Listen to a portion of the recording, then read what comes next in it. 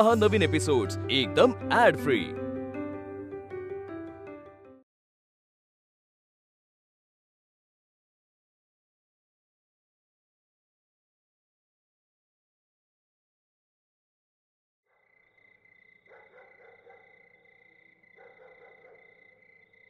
अहो काय झाले? तुम्ही इतक्या रात्री इकडे काय करताय? अहो मी ठरवलं होतं ना तुम्हाला मदत करीन म्हणून इथे आलोय। मी बातमी काढली आहे, तुमच्या बाळकृष्ण दादाला तुरुंगात ठेवले आहे। 3 दिवसांनी त्याला मुंबईला नेणार आहेत आणि तिकडेच त्याला शिक्षा करणार। काही मोठी माणसं याला त्याला शिक्षा करत बसतात, यांना काही दुसरे काम नाही का? मी नाही बाई माझ्या मुलांना शिक्षा करणार। बाळकृष्ण दादा चांगले काम करतो असे आजी म्हणते, म्हणून त्याला शिक्षा? आपण त्याला तुरुंगातून घेऊन येऊ। उद्या सकाळी जाऊया तुरुंगात। अहो ते काही एवढे सोपे नसते, असे काही जाता येत नाही तिथे। का? अहो तिथे शिपायांचा पहारा असतो आणि बरेच काही असते, तुम्हाला नाही कळणार। नको कळू दे, तरी मी उद्या शिपाई दादाकडे जाणार आहे। तुम्ही या सोबत, बघू कसा नाही म्हणतो।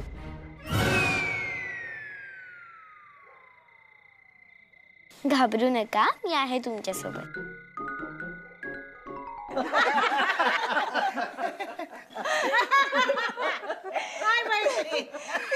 काही विचारू नका, कढी अगदी पातळ झाली होती। खाणं पिणं सुचत नव्हतं की झोप लागत नव्हती। होय ना? इथे घावण थालीपीठ 8 नि 10 एकट्याने फस्त करणारे हे एखादा तुकडा मोडून झाले माझं म्हणून उठायचं। आई मला घरी ने असं हंबरडा फोडायचं तेवढा बाकी होता।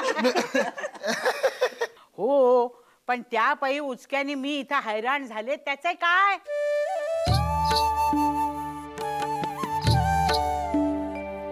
दे बघू त्याच्या पाठीत 2 दणके। अहो अरे याच्या नाही, त्याच्या। दादा नको, दादा नको, नको दादा नको, दादा नको, दादा लागतो, लागतो दादा नको। दादा नाही नाही, दादा अजिबात मारू नको, दादा नाही, दादा नाही, दादा नाही। म्हणून मारायचं नसतं।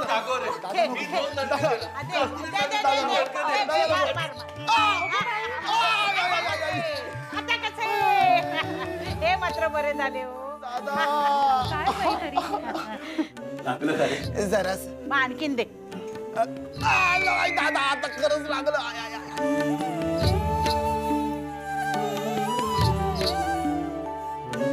काय मौज आहे बघा।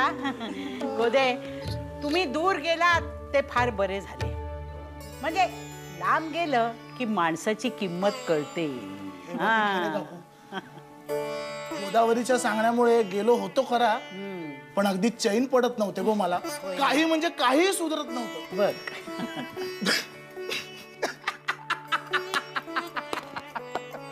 काय झाले? एकदा ना,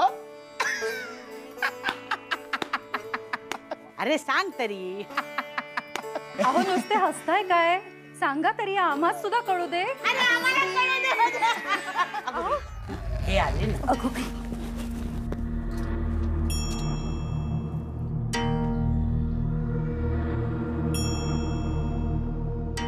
बरे, तुम्ही आता जा घरी, खूप उशीर झालाय।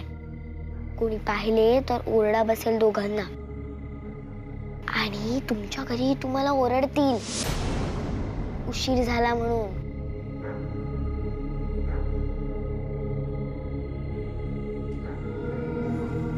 अरे देवा, एवढा काळोख।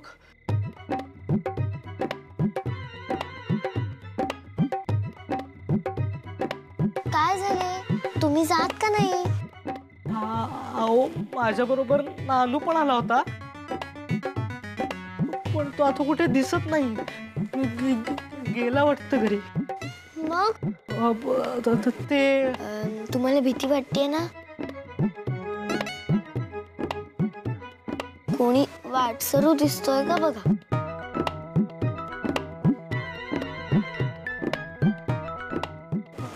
हो, कोणीच नाहीये।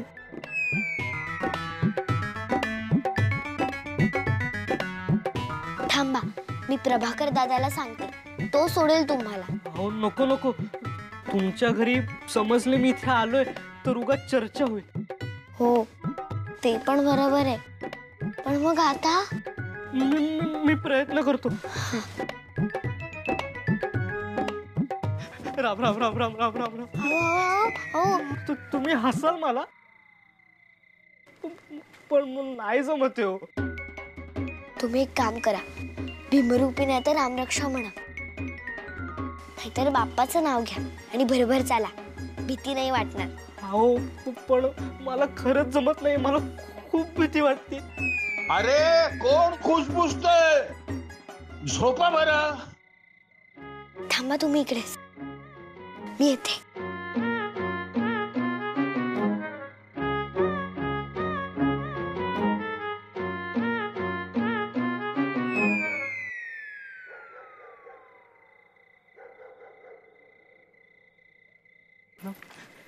राम राम राम राम राम राम राम राम राम राम राम राम राम राम राम.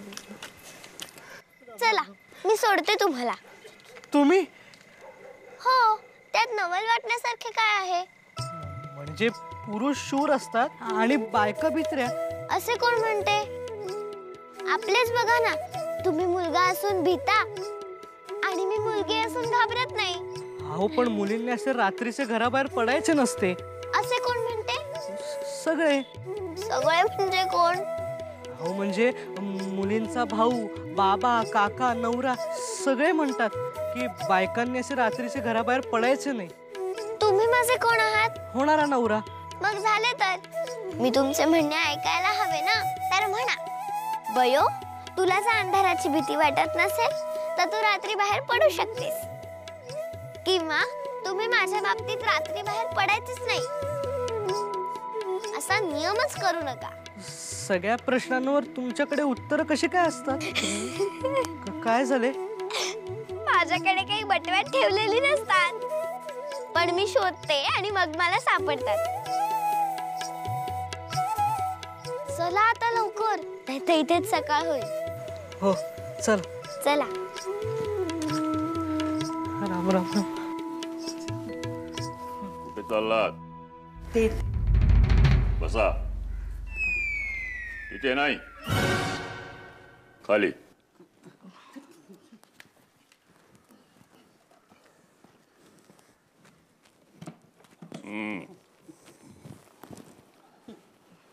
बोल रघुनाथा, काय म्हणत होतास? नाही काका, काय नाही. नाही कसे?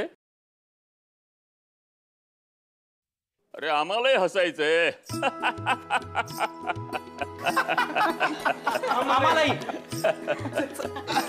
या हा बोल.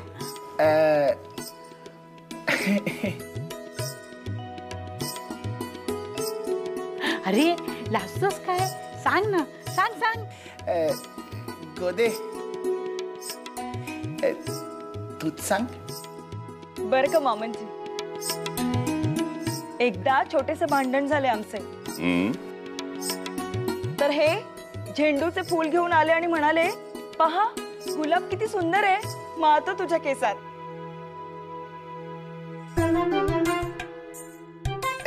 अहो अहो हे तर काहीच नाही काका, खरी गंमत तर पुढेच आहे. गोदे, मला काय म्हणालीस ते सांगा ना. अगं सांग. आता मात्र कळायलाच हवे. आहो तुम्हीच सांगा. बरं मी सांगतो.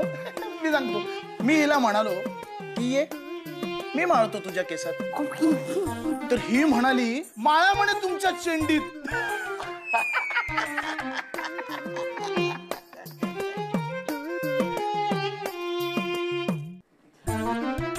किती छान वाटते नाही? गोकुळ भरलेलं असलं की. अरे पण सदा कुठे गेला? तो गेला असेल बारको सोबत भटकायला.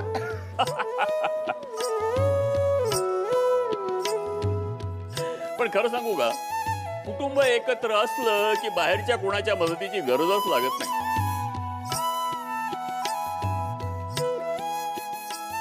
आता आपली एवढी मोठी शेती, खोती, हा सगळा व्याप एकत्र कुटुंब सांभाळून नेतो. आणि कुणीच परिपूर्ण नसते रे. आता माझ्यात एखादा गुण नसेल तर तो तुझ्यात असेल. म्हणूनच एकत्र कुटुंबात सगळे मिळून हा प्रपंचाचा गाडा ओढतात. त्यामुळं पुन्हा एकावर भार पडत नाही आणि कामाचे वाटप व्यवस्थित होते. आणि हो, सुखदुःखाचे वाटप सुद्धा व्यवस्थित होते.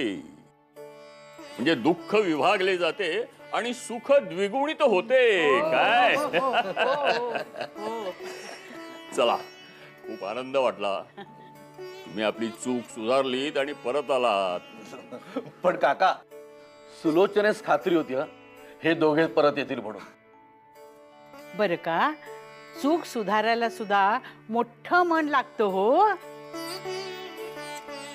पण खरं सांगू का काका, चूक करण्याचे धाडसही गोदेचे आणि सुधारण्याचे धाडसही गोदेचेच हो. मी आपला मम म्हणणारा. हो, त्यात काय नवीन सांगितलेस? बायकोचा पदर तू सोडणार नाहीस हे सगळ्या जगाला ठाऊक आहे. काय हा?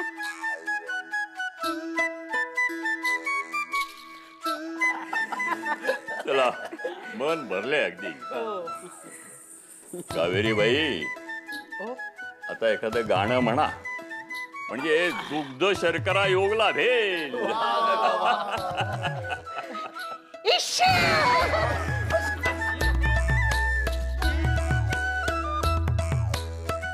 अहो, लाजताय काय? म्हणा. हो, काय कित्येक वर्षात गाणं म्हटलंच नाही ना. म्हणूनच आज म्हणा. आमची अवज्ञा करणार आहात का? नाही म्हणा. नाही. हो, मग प्रयत्न करते. आता नाही ना वाटत तुम्हाला भीती? नाही. पहा ना, काळोख तोच आहे आणि तसाच.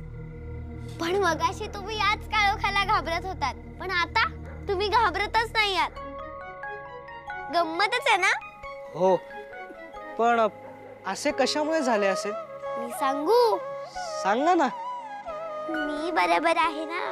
ते तर आहेच, पण काळोख काही तुम्हाला बघून कमी झालेलं नाहीये. हो, पण माझी सोबत असल्यामुळे भीती कमी झाली. म्हणजे मला काळोखाची नाही तर एकटेपणाची भीती वाटते. हो, अगदी पटलं मला. तुमच्याशी बोलायला आवडतं मला. मला पण. आणि मुळात तुम्ही माझ्यासाठी मुलींनी रात्री घराबाहेर पडू नये हा नियम मोडलात. सगळ्यांच्या होणाऱ्या किंवा असलेल्या नवऱ्यांनी तुमच्यासारखे वागायचे ठरवले तर उमातेसारखी दुसरी कुठलीही मुलगी राहणार नाही. तुम्ही अगदी आमच्या पुण्यातल्या विचारवंतांसारखे बोलताय. होय का? काय म्हणतात ते विचारवंत? ते म्हणतात की मुलींनी शिकले पाहिजे, विधवा झाल्यानंतर केशवपन करू नये. म्हणजे पती स्वर्गवासी झाला की बाई विधवा होते. तसेच तिचे केशवपन करतात आणि तिला आलवण नेसायला लावतात. म्हणजे नर्मदा आत्तेसारखे? हो. पण का? मलाही नीट ठाऊक नाही, परंतु ते योग्य नाही असे नवमतवादी म्हणतात. एवढेच ठाऊक आहे मला. मी मागे नर्मदा आत्याला विचारले होते, पण तिने जे काही सांगितले ते मला कळलेच नाही.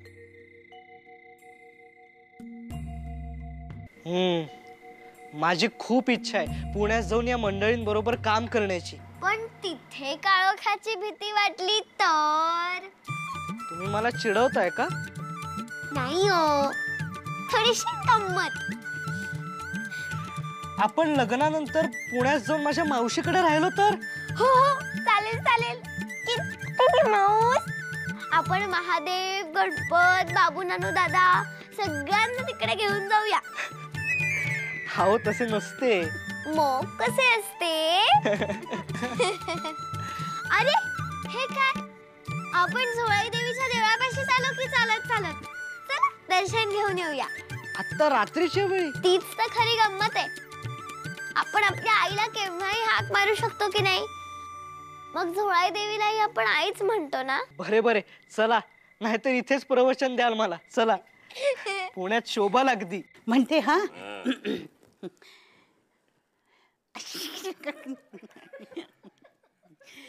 अति आनंद फुलवी कलिका, अति आनंद फुलवी कलिका, कलीनाच चटपट ही लतिका, कलीनाच चटपट ही लतिका, जवळी डुलत जणू लचकत हळूहळू, जवळी डुलत जणू लचकत हळूहळू, पवन चेट नट लटका, पवन चेट नट लटका, अति आनंद फुलवी कलिका, अति आनंद फुलवी कलिका, उचल म्हणत मज चट चट पद निज, उचल म्हणत मज चट चट पद निज, बसेल तुझसी फटका.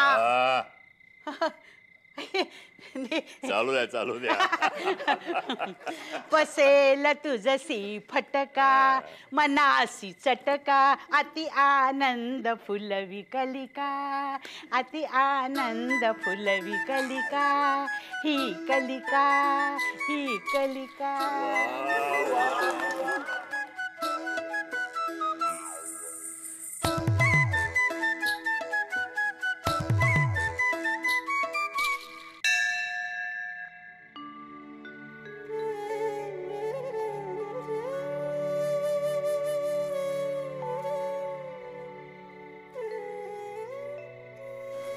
पण तुम्ही आता मला ह्यावेळी देवळात का घेऊन आलात? कारण ह्यावेळी देवीला त्रास द्यायला माणसं नसतात ना, ती आपले बोलणे शांतपणे ऐकून घेते. माणसे त्रास देतात देवीला? हो तर. देवी मला हे दे, देवी मला ते दे, देवी माझे असे कर, माझे तसे कर. आणि देवी बिचारी सारे ऐकून घेत असते. किती त्रास देतात लोक देवीला, म्हणजे सगळ्याच देवांना. किती थकत असतील ना देव. आता तुम्हीच बघा, आपल्या आईची दमछाक होते की नाही काम करून करून. हो, खरंच खूप दमते. मग ती जेव्हा थकते तेव्हा तुम्ही करता का त्याची विचारपूस? हो, करतो ना, पण रोज नाही, कधी कधीच. का रोज का नाही? ती रोज करते ना आपल्यासाठी, मग आपणही तिची विचारपूस करावी. अगदी रोज. मी करते रोज तिची विचारपूस. झोपायच्या आधी तिच्या डोक्यावरनं हात फिरवते, तिचे पाय चेपून देते. ती नको नको म्हणत असते, पण मी ऐकतच नाही. तसेच मी देवळात कोणी नसले ना की इकडे येते. झोळाई आईची विचारपूस करते. तिच्याकडे यावेळी काहीच मागत नाही. तू कशी आहेस? दमलीस का? पाणी हवंय का तुला? असं विचारते. खरे सांगू, कोणाला सांगणार नाही ना? नाही. देवी आई बोलते माझ्याशी, हसते, आम्ही गप्पा मारतो. अहो, हे तुमचं काहीतरीच. गणपत महादेवी माझ्यावर विश्वास ठेवत नाही. ठीक आहे, तुम्हीही ठेवू नका, काही हरकत नाही. आज नाही, पण नंतर नक्की ठेवाल. आता जरा मी देवी आईशी बोलते. तुम्ही मध्ये अजिबात बोलू नका. शांत उभे राहा. हो, पण मला उशीर होतोय. माहिती आहे मला ते. मीच येणार आहे ना तुम्हाला सोडायला. मग उभे राहा इकडे.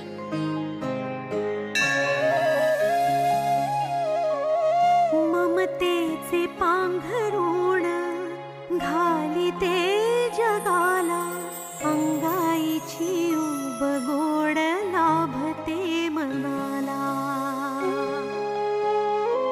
ज्यास मिळे अशी आई, साता जन्मांची पुण्याई, तिच्यासाठी थांबलेत देवरावळी. चल येते मी. चला निघूया. ऊनही मागते जिची साथ,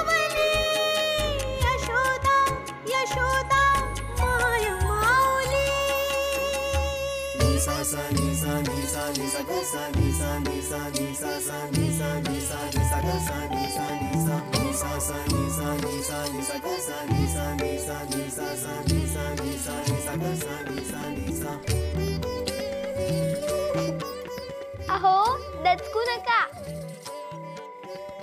हा निरोप आहे जुळा यायचा.